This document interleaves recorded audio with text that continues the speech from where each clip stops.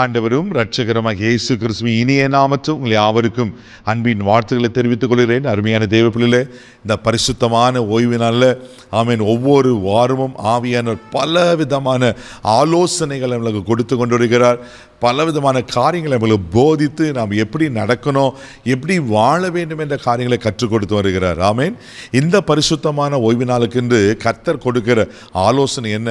1 தெசலோனிக்கர் புஸ்தகம் 5ஆம் அதிகாரம் 21ஆம் வசனத்தை கூட நாம் வாசிக்க கேட்போம்.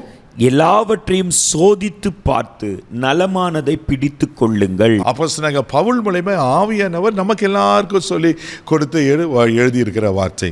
இதே போல இல்லை, எல்லாவற்றையும் சோதித்து. இப்போது ஒரு ஷாப்பிங் போகிறோன்னு வச்சுங்களேன், நம்ம ஒரு மொபைல் வாங்குகிறோம், இல்லை ஒரு பொருளை வாங்குகிறோன்னு வச்சுங்களேன், எடுத்தோன்னா அங்கே காமிச்ச உடனே வாங்கிடுறோமா? எப்படி அதை செக் பண்ணி ஆமென் இது வேணாம் அது வேணாம் பல காரியங்களை நாம் அலசி ஆராய்ந்து சோதித்து நமக்கு பிடிச்சமானது எதுவோ அது சரியாக இருக்கிறத மாற்ற தேர்ந்தெடுக்கிறோம் அல்லவா?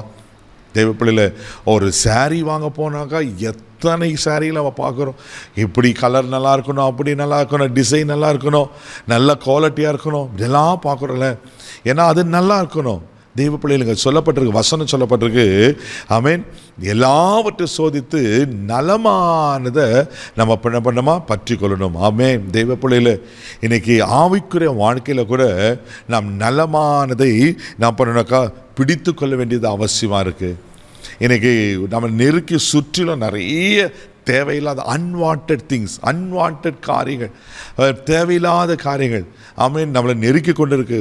பிசாசும் எவனை விழுங்கலாம் என்று கெர்ச்சிக்கிற சிங்கம் போல வகை தேடி சுற்றிட்டே இருக்கிறான். ஒன்றில் இப்போ யூடியூப்பை நீங்கள் ஆன் பண்ணின்னு வச்சுங்களேன், அதில் பார்த்தீங்கன்னாக்கா நம்ம ஒன்று சர்ச் பண்ணுவோம், ஆனால் தேவையில்லாத காரியங்களெல்லாம் வரும். அல்லேலூயா. தேவ பிள்ளைகளே, இன்றைக்கு நலமானதை நாம் என்ன பண்ணனா பற்றி கொள்ள வேண்டுமா? இன்றைக்கி நலமான காரியங்கள் உங்களுக்கே தெரியும், எது நல்லது எது கெட்டது என்று தெரியும். இன்றைக்கி நிறைய காரியங்கள் என்ன பண்ணனாக்கா நல்லதை விட்டுட்டு தீய காரியங்களை தான் இன்றைக்கி உலகம் தேர்ந்தெடுக்கிறது. நான் ஆவிக்குரிய பிள்ளைங்க அப்படி இருக்கக்கூடாது. ஆண்டவர் நல்லவரும் நன்மை செய்கிறவரும் இருக்கிறார். அவர் எப்படி நல்லவராக இருந்து நன்மையான காரியங்களை செய்து நல்லதை செய்தாரோ அதே போல் நம்முடைய வாழ்க்கையில் நல்லதை காரியங்களை நம்ம கடைப்பிடிக்க வேண்டியது அவசியமாக இருக்கிறது. ஆமென். சங்கீதத்தின் புஸ்தகம் 81ஆம் சங்கீதம் 13ஆம் வசனம் கூட வாசிக்கும் போது இப்படியா சங்கீதக்காரன் சொல்லுகிறார், வாசிக்க கேட்போம். என் ஜனம் எனக்கு செவி கொடுத்து இஸ்ரவேல் என் வழிகளில் நடந்தால் நலமாயிருக்கும். பாருங்களேன், ஆண்டவர் எவ்வளோ அழகாக சொல்லுகிறார், என் ஜனம் எனக்கு செவி கொடுத்து இஸ்ரவேலின் வழிகளில் நடந்தால் நலமா இருக்குமா? இன்னைக்கு நம்ம ஆண்டவருக்கு செவி கொடுக்கிறோமா? செவி கொடுத்ததானே வழி எதுன்னு தெரியும். இன்னைக்கு அவர் வழியில் நடக்கணும்னு ஆண்டவர் அதை விரும்புகிறார். அதேபோல் இன்றைக்கி அவர் வழியை விட்டுட்டு நம்ம நிறைய தாறுமான வழிகளுக்கு, வேறு விதமான வழிகளுக்கு நம்ம கடந்து போகிறோம். இன்றைக்கி ஆண்டவருடைய ஏக்கம் என்ன தெரியுமா? என் பிள்ளைங்க நான் காண்பிக்கிற வழியில் நடக்கணும்னு ஆண்டவர் விரும்புகிறார். அதனால தான் ஏசாயா தீர்க்கதரிசனம் வாசிக்கிறோம், ஆமென், வழி இதுவே இதிலே நடவுங்கள் என்று சொல்லப்பட்டிருக்கு. கேட்டுக்கு போகிற வழி உண்டு தேவப்பிள்ளை, அது விசாலமான விரிவான வழி. உலகத்தின் வழிகள் ஆபாசமான வழிகள், இன்றைக்கி பாவ வழிகள் நிறைய இருக்குது. அதுக்கெல்லாம் போனால் உலகத்துக்குரிய காரியங்கள் தான், நான் பிசாசுக்குரிய காரியங்கள் தான் நாம் பிடித்து கொள்வோம். ஆனால் ஆண்டவர் காண்பிக்கிற ஒரு வழி இருக்குது. அல்லேலூயா. நானே வழியும் சத்தியமும் ஜீவனமாக இருக்கிறேன் என்று ஆண்டவர் சொல்லியிருக்கிற அல்லவா? அவர் நம்மளுக்கு அடிச்சுவடுகளை வைத்து போயிருக்கிற அல்லவா?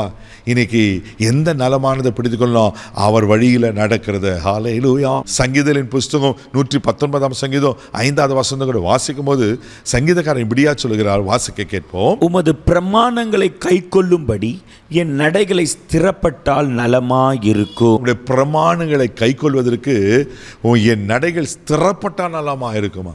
தேவப்பிள்ளையில் அப்போது பாருங்கள், அவர் பிரமாணங்களை நாம் கை கொண்டாதான் நாம் என்ன பண்ணாக்கா சரியான வழியில் நடக்க முடியும். நம் நடைகள் ஸ்திரப்பட்டிருக்கோம். எவ்வளோ சோதனைகள் வந்தாலும், எவ்வளோ பாவ போராட்டங்கள் வந்தாலும் நாம் ஸ்டடியாக நின்று நடக்க வேண்டிய பாதையில் நடக்கும். அதனால தான் சங்கீதம் 32:8 வாசிக்கிறோம், நான் உனக்கு போதித்து நீ நடக்க வேண்டிய வழி உனக்கு காட்டுவேன் என்று ஆண்டவர் வாக்கு பண்ணியிருக்கிறார். அப்போ அந்த வழியில் நான் நடக்கணும்னா அவர் பிரமாணங்களை நாம் அறிந்து கொண்டிருக்க வேண்டும், அவர் வேத வசனங்களை நாம் அறிந்து கொண்டிருக்கணும். அதனால தான் சங்கீதம் 119, 105 கூட வாசிக்கிறோம், உங்களுடைய வசனம் என் கால்களுக்கு தீபமோ என் பாதைக்கு வெளிச்சமாக இருக்குன்று. போல் இந்த பிரமாணங்களை பற்றி கொள்ளும்போது அது நலமாக இருக்குமா, அது நம்மளை சரியான இடத்துல நடத்தும். அப்போ நலமானதில் இருக்கும்போது உங்கள் வாழ்க்கையும் நல்லா ஆசீர்வாதமாக இருக்கும். ஹல்லேலூயா. கண்களை மூடி நம்ம ஜெபிக்கலாம். தகப்பனே, உமக்கு நன்றி சொல்லி துதிக்கிறோம். ஸ்தோத்திரப்பா. எல்லாவற்றையும் சோதித்து நலமானதை பிடித்து கொள்ளுங்கன்னு சொன்ன போல் எங்களை சுற்றில நிறைய பாவமான காரியங்கள் இருக்குப்பா, உலகத்தினுடைய காரியங்கள் இருக்குப்பா. அதெல்லாம் நாங்கள் சோதித்து நலமானதை, உமக்கு பிரியமானதை, ஆண்டவரே உங்கள் வழியில் நடக்கிறத, ஆண்டவரே உங்கள் பிரமாணங்களை, உம்மை துதிக்கிற துதியை நாங்கள் பிடித்துக்கொள்ள எங்களுக்கு உதவி செய்யும். இந்த நாள் முழுதும் உங்கள் கிருபையில் கரத்தில் ஒப்பு கொடுக்குறேன். ஆசீர்வதியும். இயேசுவின் மூலம் ஜெபம் பிதாவே, ஆமென். தேவ பிள்ளையில நலமானதை பிடித்துக் கொள்ளுங்க. நீங்கள் நல்லா இருப்பீங்க. God bless you.